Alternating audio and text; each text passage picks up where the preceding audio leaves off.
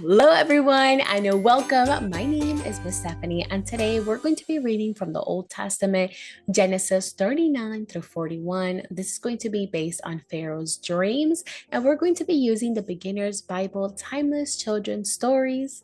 So let's go ahead and get on with the reading. It says, Pharaoh's dreams, Genesis 39:41. The traders took Joseph to Egypt. He was thrown into jail, but he did nothing wrong. Joseph trusted God to help him, as we should. He made friends with some of the prisoners.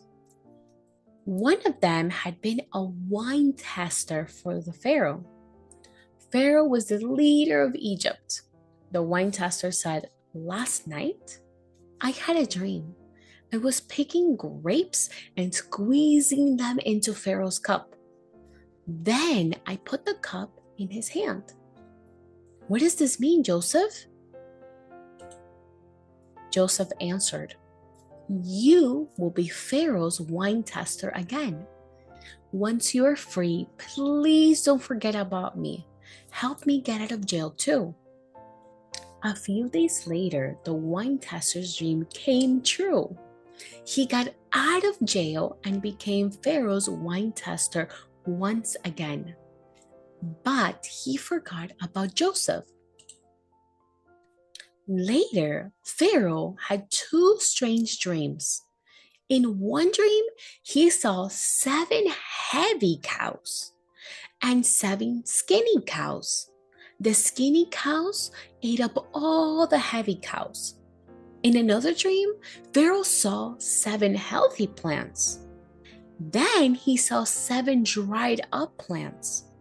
The dried up plants ate all the healthy plants. Pharaoh was confused. Pharaoh's wise men were confused too. Then the wine tester remembered Joseph.